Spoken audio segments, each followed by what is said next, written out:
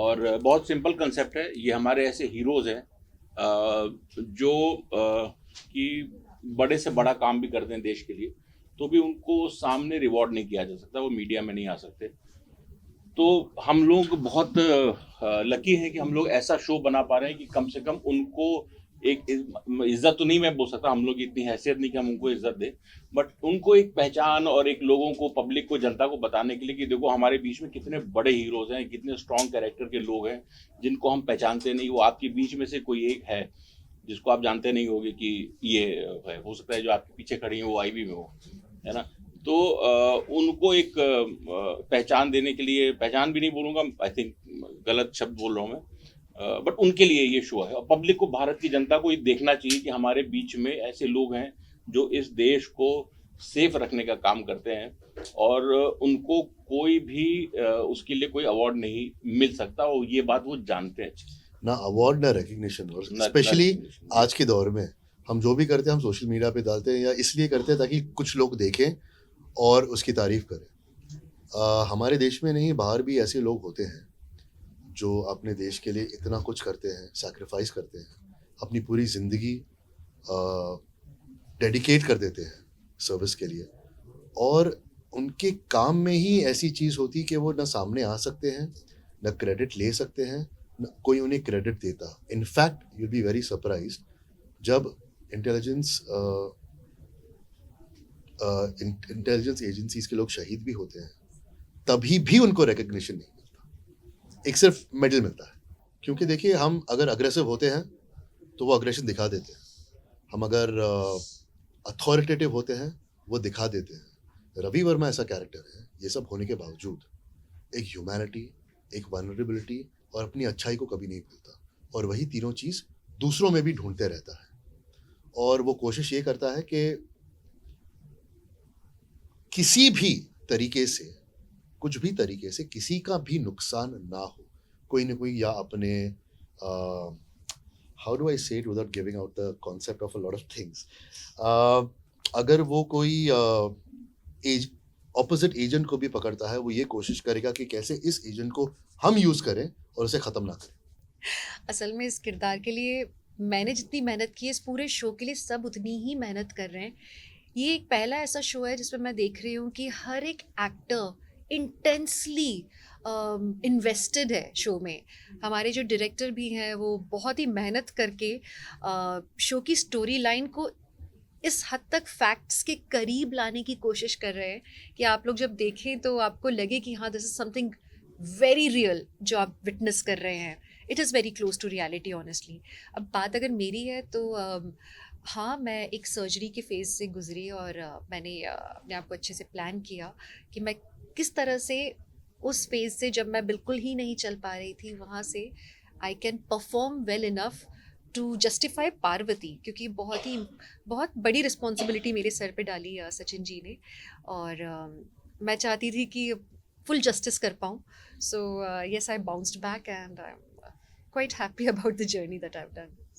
3 महीने में घर पर बैठा था, संजय ने रुका के रखा था मुझे। शूटिंग शुरू होने वाली नहीं हुई, शुरू होने नहीं हुई, साइन करके रखा था और कुछ करने नहीं दिया मुझे। तो इतना सारा भरा पड़ा था ना मैं, कि आते ही मैं कि आते खूब एक्टिंग की हमने भर के।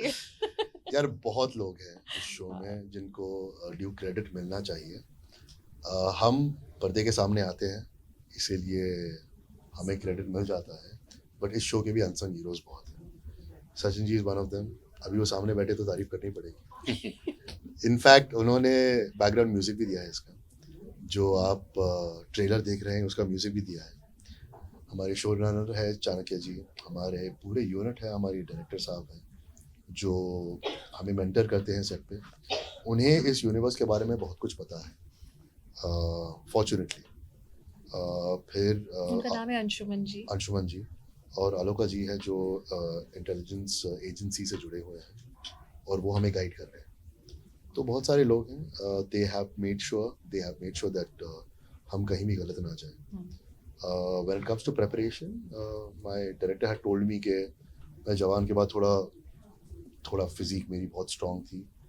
तो इस शो में बहुत ज़रूरी है कि अगर कोई भी एजेंट रास्ते पर चल रहा है, PIA का, जो भारतीय इंटेलिजेंस एजेंसी हमने इजाद की है, तो वो अलग नहीं दिखना चाहिए. He should look a part of the crowd. He should look invisible. He shouldn't look unique कि अलग दिखे या हीरो की तरह दिखे या हीरोइन की तरह दिखे या कुछ एकदम स्पेशल उसके बारे में दिखे. तो वो सब चीज़ें हमने जहन में रखते हुए इसे बहुत नॉर्मलाइज किया है. नॉट ओनली जब हम एजेंसी का काम कर रहे हैं या रियल लाइफ में भी, मतलब उनके रियल लाइफ में भी, फैमिली लाइफ में भी हमने बहुत कोशिश की है कि वो बहुत नॉर्मल रहे, जो आम जिंदगी में होता है वैसे सिचुएशंस है उनमें अपने आप एक ह्यूमर निकलता है, तो वैसे रखें. बाकी तो आप देखिए और आप जज कीजिए कि हम इस एफर्ट में कितने कामयाब हुए. To this I would like to add something. आमतौर पे हम जब ऐसे शोज़ देखते हैं तो हम सिर्फ फील्ड वर्क देख रहे होते हैं. तो जैसे कि एजाज जी ने कहा कि जो घर की लाइफ है ये बहुत इंपॉर्टेंट एस्पेक्ट है हमारे शो का, जहाँ पे आप देखते हैं कि they are like real people. तो सचिन जी ने, चाणक्य जी ने बहुत खूबसूरती से हमारी पर्सनल लाइव्स को प्रोफेशनल लाइफ के साथ इंटरट्वाइन किया है कि वहाँ पे भी हमारी जो डिफ़िकल्टी होती है लाइफ को बैलेंस करने में, वो दिखाया गया है. एंड आई एम श्योर आप लोग देखेंगे तो you will get hooked, because हम आपको आप ही के जैसे नज़र आएंगे. बिल्कुल.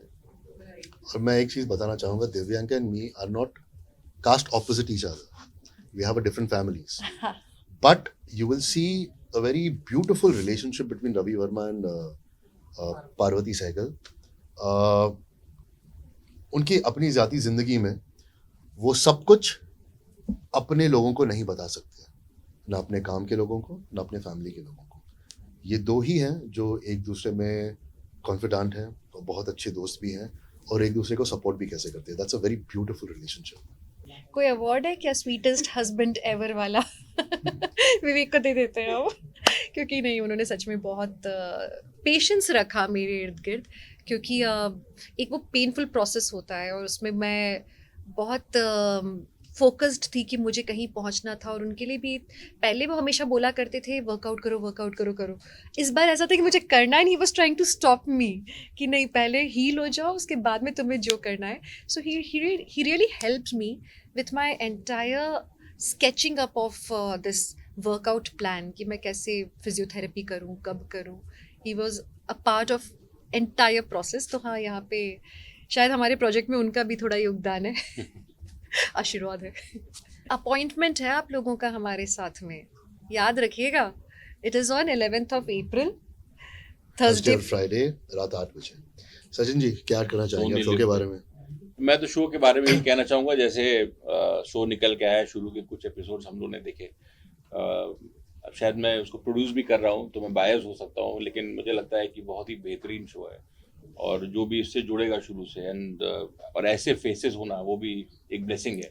दिव्यांका त्रिपाठी और एजाज खान उसको लीड कर रहे हैं, तो मुझे लगता है जो भी देखेगा उसको बहुत मज़ा आएगा, बहुत अच्छा लगेगा और एक नई लाइफ देखने को मिलेगी कि हमारी कंट्री के जो इंटेलिजेंस ऑफिसर्स हैं वो कैसे कोप करते हैं, कैसे बैलेंस करते हैं फैमिली लाइफ को और अपनी प्रोफेशनल लाइफ को. जैसे दिव्यांका जी ने अभी बोला, तो वो भी इक्वली इम्पोर्टेंट इस शो में भी दिखाया गया है. सिर्फ ऑपरेशंस नहीं दिखाए गए हैं, वो अपने परिवार को लेके कितने कॉन्शियस हैं, क्या कर रहे हैं, कैसे बैलेंस कर रहे हैं. कभी कभी परिवार के ऑपरेशंस और ज़्यादा हावी हो जाते हैं. हाँ, कभी कभी ऐसा भी होता है.